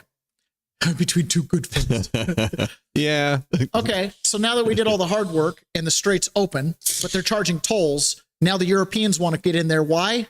Because they're going to have to pay the tolls. So for them, it's just purely economic. It has nothing to do with defense, has nothing to do with world safety. It purely has to do with, oh, well, we don't want to have to pay the tolls. And Trump has made it pretty clear. Yeah, we're going to get in on those tolls too, since we did the heavy lifting here. Mark Victor Hansen addresses this entire situation with NATO. He's got such a great take. I am going to speed up the audio just a little bit for him, though. Well, the argument for NATO, this is why they're committing suicide. The argument for NATO and our participation, yes, if you look at the total cost, not just the money, but the total cost, it's about 60%, one member of 32 nations. Spain just says, I'm not going to pay the 2%. So does Canada. Every time I see Carney, the prime minister, start lecturing us so that he's going to help Denmark defend itself against us and how wonderful China is and the U.S. order is over, I say to myself, your country couldn't even spend 2% of their GDP, and you promised you would. Why didn't you? Because you were next to the United States that protects you. And you were so ungracious. You want a trade surplus with us. You don't carry your weight militarily. You triangulate with the Chinese. And there's things that are bothering us about Canada. You know, you have a euthanasia policy that's amoral, utterly amoral. And you have certain socialist practices that are antithetical to us. So it really upset. But the argument for NATO for us was, well, we have to go to the Azores, and we have a base there, and Portugal's a NATO member. It's been very good, by the way, and let us use it. But Spain is right near Gibraltar, and it's right in the Mediterranean. We can stop there. Sicily is another stepping stone. There's always 5, since classical Greece and Rome, there's been 5 stepping stones, key places that were fought over forever. One was Malta, one was Sicily, one was Crete, one was Cyprus, and one was, I think you could call it Gibraltar.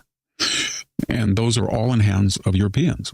And no surprise, they all have big bases that sometimes we can use. And then in the northern part, we can use bases in Britain. We have submarine bases. We have nuclear facilities. We have air bases. And we have Ramstein Air Base in Germany. And I think it's the biggest hospital outside the United States. It's American. But the point is, with that hundreds of billions of dollars, and we paid for all that stuff for NATO, they're absolutely critical. But if you can't use them, what good are they? Or if you have to fight over them all the time, and you really need them. And so next time there's an existential threat, you don't know whether they're going to say no or yes, depending on how scared they are. So the point is, what would you replace NATO with? One of the challenges is this normalcy bias that we all have. I grew up with NATO. You grew up with NATO. Yep. Nobody listening to this show can remember a time when NATO wasn't around. So the idea of, well, what if we get rid of NATO, or what if we pull out of NATO? It's like, what are we going to do? Let's get rid of the UN. What good are they for? I don't know. But they've always been there. They've always been there, exactly. So, no, they haven't always been there. Right. The world will operate just fine. It's the same problem people have with money. Well, the Federal Reserve, it hasn't always been there. Taxes, death and taxes are the only sure thing. No, it's not. The country had more time without taxes than with.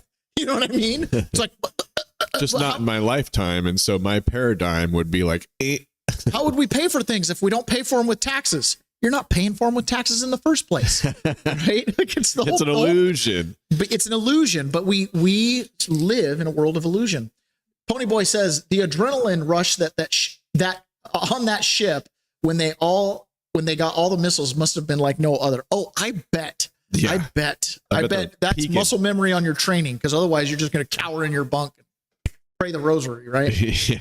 All right. DeSantis kicks in on this as well, talking about NATO and how useless it is. And even our partner Britain, who's supposed to be our greatest ally.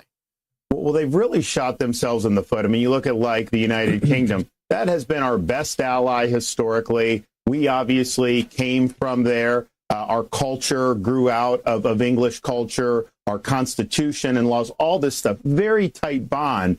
But I think what they've done and other European countries have done, they've imported in mass numbers people who don't want to be British, don't want to be French.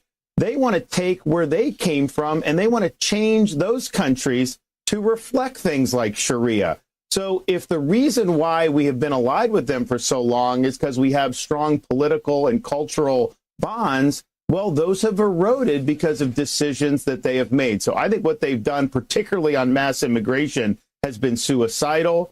We can't make those mistakes in the United States. And, when I signed this legislation, some people are like, oh, well, that's not happening in Florida or whatever. First of all, they said the same thing 10, 15 years ago in Britain. They said, oh, don't worry about this. And then now you've seen what's ended up happening. So we're ahead of the curve here. It's the right thing to do. But yes, Europe's made a huge mistake. And the fact that if you don't want to join a military conflict, that's one thing. But to not allow us to use bases when we're not only your top ally, but have funded your defense for decades, I think a lot of people in the United States have taken note of those actions. Yeah. If you're not there for us when we need you, why would we be there for you when you need us? Mm-hmm. And you're going to need us a lot more than we have ever needed you. Yeah. Yeah. What do we got, Ron? Well, I got a new one here that I have not read before. So this will be good. So AccessMed, spelled AXSMED, powered by Trinova Health, is a revolutionary telehealth service that offers fast, free online evaluations and free home delivery of customized compounded medications, offering custom weight, loss support, ivermectin therapy, hair restoration, cosmetic rejuvenation, custom ED treatments, and more. You can complete your visit in less than 10 minutes, and there's no subscriptions or recurring fees ever. Whew. Well, that's a short one, but AccessMed, AXSMED. Check out the description. Awesome. I always think back when I had you read that Blue Chew ad. Yeah, I did.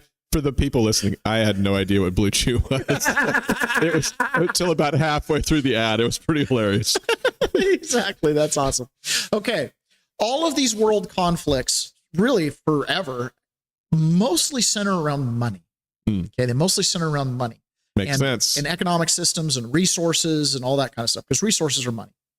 And when Elon Musk came into Washington, D.C. after Donald Trump won the election and oversaw the Doge Committee, he found something that would probably blow most constitutionalists' mind. The way the government is set up is the Congress holds the purse strings. They're supposed to appropriate money. Now, in a system where you have a finite amount of money in the Treasury and you raise it through tariffs and fees and different things like that, there's a serious balanced budget act that has to happen. But when you move on to a fiat system where the government can just print money, it kind of changes that dynamic. Sure, they hold the purse strings, but they can put these huge bills out to the American people, literally bills that have to be paid, huge bills out to the American people and print all this money. And we ultimately end up paying the interest on it through inflation and taxes. Well, Elon Musk discovered an abomination even beyond that, right? The fiat system's bad enough, but he found an additional abomination, and that was magic money printers. I call it magic money computer, any computer which can just make money out of thin air. That's magic money. So how does that work? It just issues payments. And you said there's something like 11 of these computers at Treasury that are sending out trillions in payments? They're mostly at Treasury. Some are, but there's some at HHS, some there's one or two at State, there's some at DOD. I think we found now in magic money computers. 14, okay. They just send money out of nothing. I call it magic money computer. Any computer unappropriated, unaccountable on the ledger of the United States. This is where the 21 trillion missing dollars went. This is David Rumsfeld on 9/10/2001 says we're missing $1 trillion or whatever the number was. We've played this clip before. It came out of the magic money printers, unappropriated money. And all that money adds to inflation. And inflation is a dirty little thing that most people don't understand. It's easy to understand if you print more money, there's more money chasing goods. Like that's not the hard part to understand. It's how it actually impacts your life. Ron, what has been the number one investment, safest investment for Americans in our lifetimes? The safest? The safest investment for Americans. Where do most Americans hold the majority of their net worth? Well, since I'm going to get the answer wrong, I'm either going to say stocks or in bonds. Neither one of those. Damn. Real estate. Oh. Home equity. Right? Yeah. I, for 20 years, have been getting up on stages all around the country talking about how real estate doubles every 10 years. Oh, look, you buy a house today, and 10 years it's double, 10 more years it's double, and by the time you pay it off, it's triple in value, and you've got all this home equity, and you can live off the home equity. The problem is that home equity can buy less and less goods by the time you get there. Oh. So it's really good to do the math if you're trying to get this, equity curve, but then when you factor in inflation, you're dead even. We have a member over at 1776 Live. We have a member over at 1776 Live that lives in Massachusetts, and he was doing the math. He bought his house like 30 years ago. He's been paying it down. He's gotten these incremental raises, and he's like, Taylor, I have more money than I ever had, but my lifestyle hasn't changed. My expenses have gone up. He's like, even if I factor in all my raises, I have not moved myself ahead economically in my purchasing power 1 inch since I bought my house. Right. And the reason for that is inflation. This is Ron Barron explaining exactly how the economy growing and the inflation amount, how that creates this situation where every 10 years, the money supply doubles, which is why your home equity doubles. Your house is still the house. It hasn't changed unless the demand goes up because it's in a good location. All you're experiencing in your home equity is just simply more money in circulation. What happens is the value of your money falls 4 or 5% a year. That's inflation. Falls 4 or 5% a year, and the economic growth has been about 2% a year. So it's about 7% a year growth, and that means everything doubles in 10 years. The value of your money falls in half every 15 years. So you got to make twice what you're making today in 15 years to stay even. And so stock market, so Bitcoin's been amazing, obviously. So you have to make twice what you're making every 15 years to just stay even. Yep. Now, here's some visual That's what it feels representations. like. It is what it is. And it's been worse the last 20 years. My adult life has been, I cannot. We've been getting crushed. Yeah, we've been getting crushed. My adult life has been this chasing this elusive raise that I have to make myself because I'm an entrepreneur. But every year they tell you CPI is at 3% or whatever. Yeah, but you're on the back. So here's the price of a home, right? For dollars versus Bitcoin. So in 2016, the average price of a starter home was $288,400 10 years ago. Fast forward to 2020, $328,900. Fast forward to 2024, $434,700. Same house. Yeah. Same house. Now, when you understand real money versus fiat money, deflation is the natural state of things. Inflation is a fiction. It is false. It's not real. You're making money where there was no money to make, right? You're creating money. So when you look at this in Bitcoin, in 2016, it was 664 Bitcoin. Bitcoin has not changed. The value of Bitcoin has not changed. One Bitcoin is one Bitcoin. 1 ounce of gold is 1 ounce of gold. 1 3-bedroom, 2-bath house on a quarter acre is 1 3-bedroom, 2-bath house on a quarter acre. Nothing changed. What changed? The money supply changed. How much money is chasing that ounce of gold, that single Bitcoin, or that single 3-bed, 2-bath house on a quarter acre? Remember when Bitcoin first came out and it was basically worthless and people were buying pizza with like 20 of them? Oh, dude, I have a neighbor who paid 109 Bitcoin for an ice cream cone. Oh my gosh. Because she said, this is stupid. And she just wanted to get rid of it. And somebody would take some ice cream vendor sold her an ice cream cone for 109 Bitcoin. And now they're retired. I did the math on it. It was $119 million. That's the most expensive ice cream cone you've ever bought. Ever. Okay, moving on. Sorry for sidetracking you. Yeah. Okay. 45 Bitcoin in 2020. 6.6 Bitcoin in 2024. Woo. This didn't change. This didn't change. It's telling a story. Changed. So for people that are like, look, my home equity is so great. Look, me thinking I'm good at real estate. You're being propped up by inflation completely. All right. For those of you that aren't in real estate and still think that real estate's a great investment, well, let's just look at technology. All right. The iPhone 6 Plus, brand new iPhone in 2015, 2.67 Bitcoin. Yeah. Brand new iPhone in 2025, iPhone 17 Pro, 0.01 Bitcoin. Ooh. Deflation is the natural state of things. Okay. This does not mean the phone got more cheaper.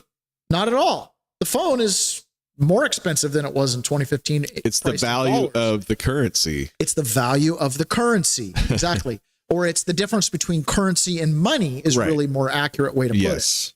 Now, Scott Bessent understands this idea of store of value. And there's certain things that store value. Things that store value are money. Real estate is money. Okay. Gold is money. And Bitcoin is also money. And Scott Bessent at the Treasury has to deal with this equation because he's in charge of both the money and the currency.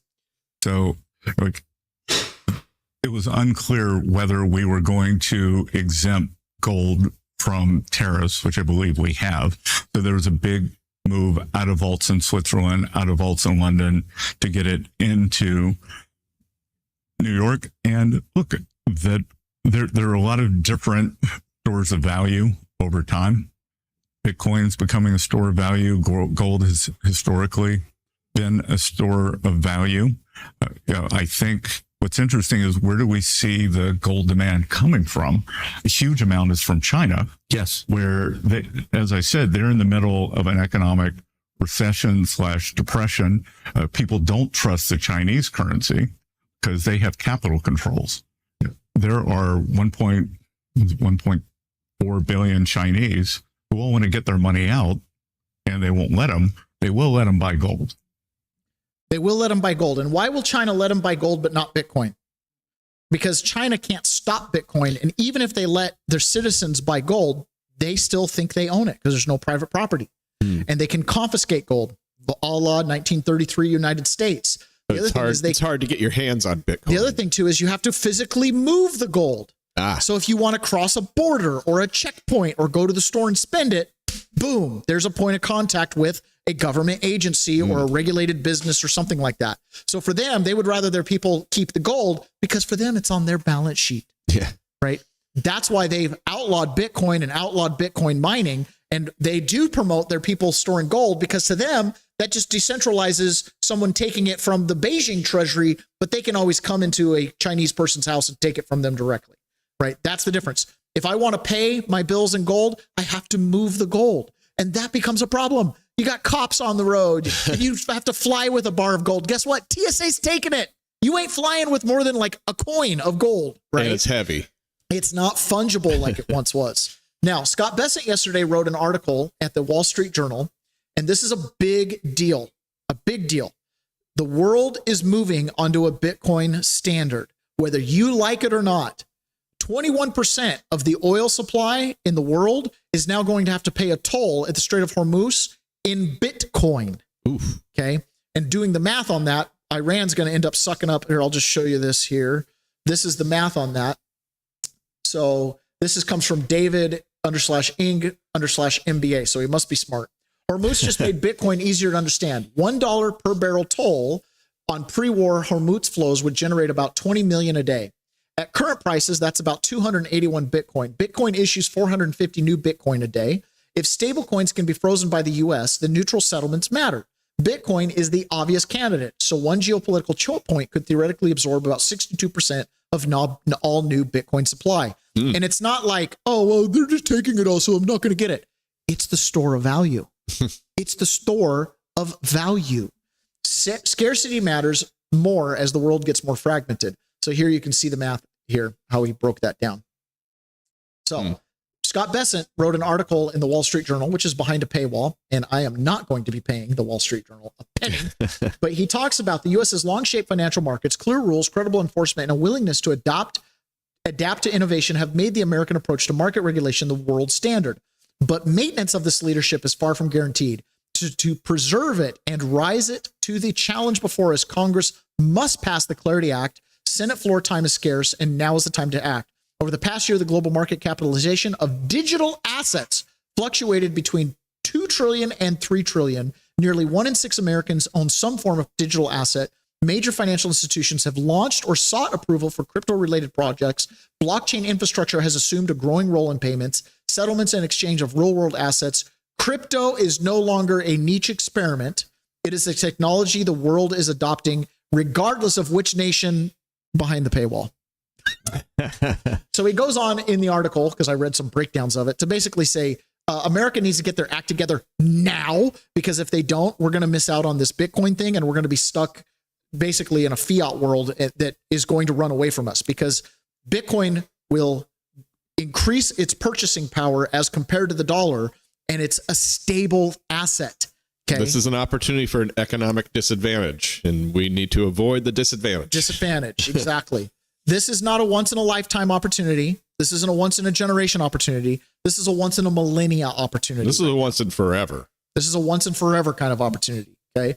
It's like the discovery that gold can't tarnish, and people like it. It's like, oh, hey, maybe I should go get some of those nuggets in my stream. What was once an inert rock suddenly became the basis of the world wealth for 5,000 years. Right? It replaced seashells and beads and all these other things that were just exchanges of value. Okay. Very important. So we're going to listen to, this was a committee hearing. It's a while ago, and it's touted as one of the best explanations of fiat versus Bitcoin. So let's listen to this. As peasants, this matters. This is one of those opportunities where you can stay peasants forever, or you can be the kings and queens of tomorrow. And if you can carry the values that we have as peasants into that, we could really revolutionize the world. So take the time to learn about this. Don't dismiss it offhand. Chairman Crapo, Ranking Member Brown, members of the committee. Thank you for the opportunity to speak with you today. My name is Peter Van Valkenburg, and I'm the Director of Research at Coin Center, an independent nonprofit focused on the public policy issues affecting cryptocurrency and public blockchain networks. What is Bitcoin? Bitcoin is the world's first cryptocurrency, and it works because of the world's first public blockchain network. What does Bitcoin do? It's simple. It lets you send and receive value to and from anyone in the world using nothing more than a computer and an internet connection. Now, why is it revolutionary? Because unlike every other tool for sending money over the internet, it works without the need to trust a middleman. The lack of any corporation in between means that Bitcoin is the world's first public digital payments infrastructure. And by public, I simply mean available to all and not owned by any single entity. Now, we have public infrastructure for information, for websites, for email. It's called the internet. But the only public payments infrastructure that we have is cash, as in paper money. And it only works in face-to-face transactions. Before Bitcoin, if you wanted to pay someone remotely over the phone or the internet, then you could not use public infrastructure. You would rely on a private bank to open their books and add a ledger entry that debits you and credits the person you're paying. And if you both don't use the same bank, well, then there'll be multiple banks and multiple ledger entries in between.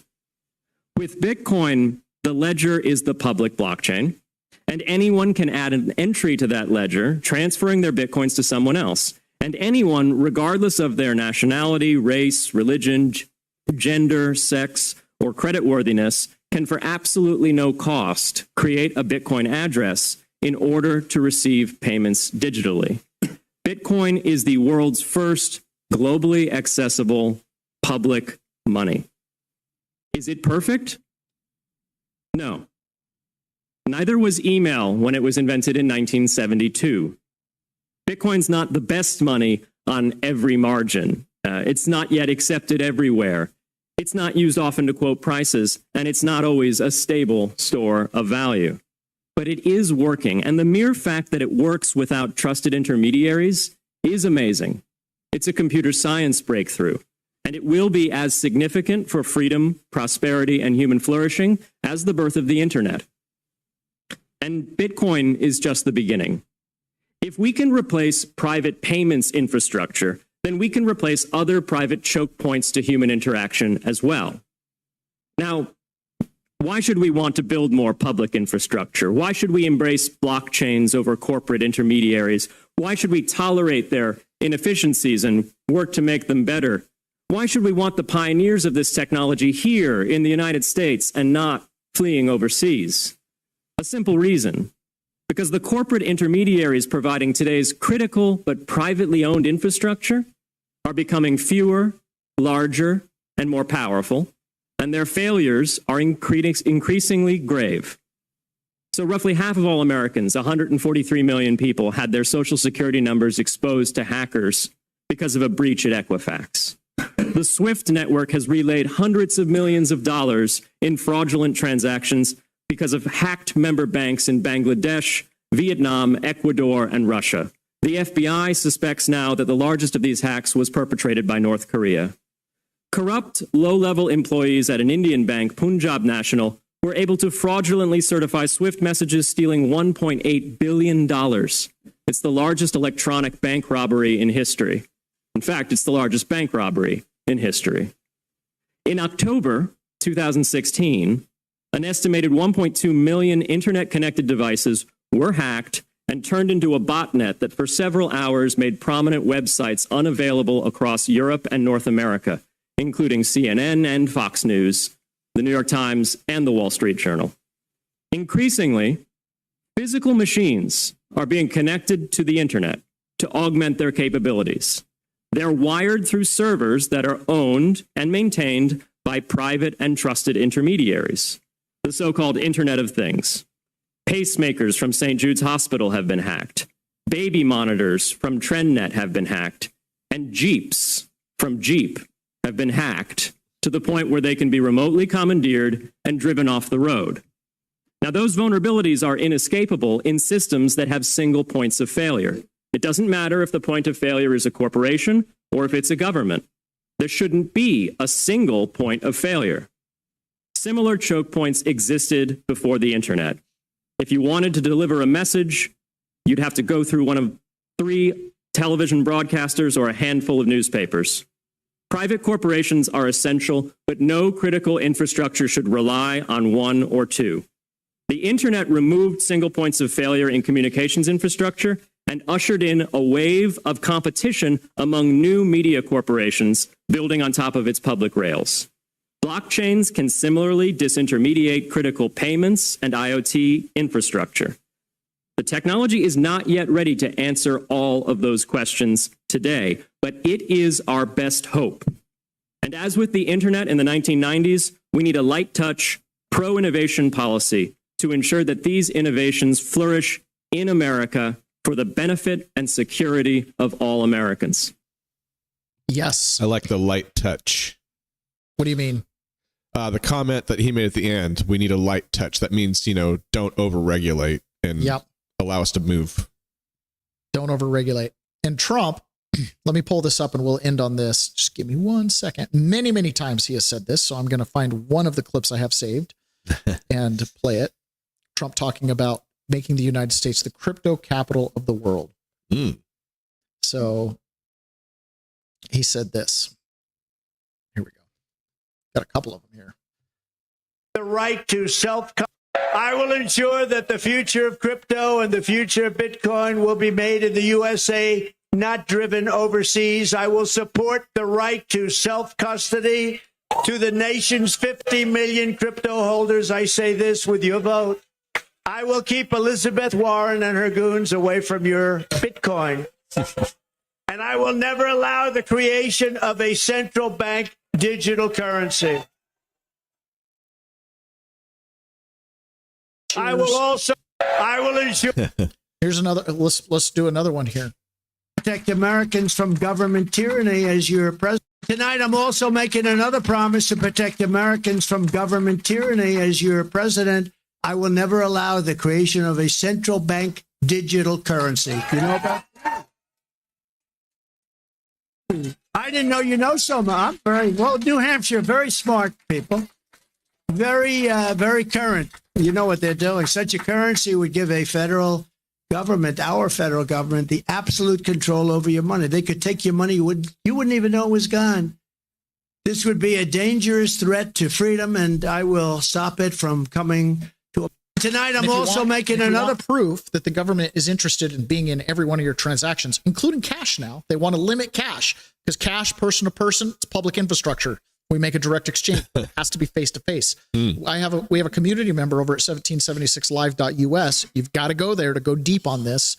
That she was debanked by Truist Bank in Georgia when she tried to make $1,000 cash withdrawal. They said, we're not letting that much cash float around. And they what? They sent her a letter and said, get your money out of our bank. If you're going to be trying to get cash from us, we don't want you. Catherine Austin Fitts called that nudging, because if you don't take cash right now, we have essentially a functional CBDC through Visa, MasterCard, and all the payment processors. It's all tracked. And it also means they can confiscate, block, sanction, et cetera, et cetera. $1,000 couldn't get it out. Go to your bank today and try to get 20 grand in cash. Okay. They'll tell you to come back tomorrow and fill out this form, and you know what I mean? So did you go through Taco Time yesterday? I didn't get okay, so the two signs that I was telling you about, one of them that they put up at this Taco Time, let's make them famous, says, we don't take cash, $20 and larger. And I was like, whoa, time out. You can't do that. So, because it's legal tender, you can't refuse legal tender anywhere. But they have a sign up and they're sticking to their guns. They're not taking cash. They're totally supported by that. Did you know one of the largest credit unions in Washington State, BECU, Boeing Employees Credit Union, is cashless? What? There's no cash at that bank. I did not know that. Credit union. Yeah. When I used to do the auctions and I had clients that were at BECU, it was like they were cashless. It was like, but we're going to the auction. Can't use the BECU. It was cashless. There was no cash. Unbelievable. So hold on. The other sign, you're going to love this one even better.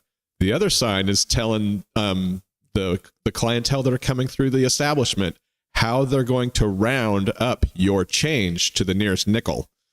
That's because they're getting rid of pennies. I know. They're rounding up. I know. Well, they have a whole rounding thing. It's a whole page long of telling you how they're going to round up to the nearest nickel. It's crazy. Yeah.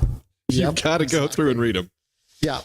$1 could support the entire world's economy because you can add decimal places. It just has to be divisible, not inflatable. Money is divisible. It's not inflatable, right? And that's the thing with Bitcoin. It's not inflatable. There's a finite number of it that's going to be out there, but it's divisible all the way out to 8 decimal places. Right. Something you couldn't do with a penny. That was the division of the dollar. There used to be a day that the dollar was the low denominator. You know what I mean? They're like, we need to make this more divisible because prices keep going down. That's what it was. Okay, so let's jump over into private. We're going to talk about one of the biggest FUs that some of these rhinos are doing with mass amnesty. So we're going to jump over to private. We're going to talk about that, and it is dangerous stuff. You've got some Trump-endorsed candidates that are pushing a mass amnesty bill, and it appears they've never read the freaking bill. All right, we're going to see you guys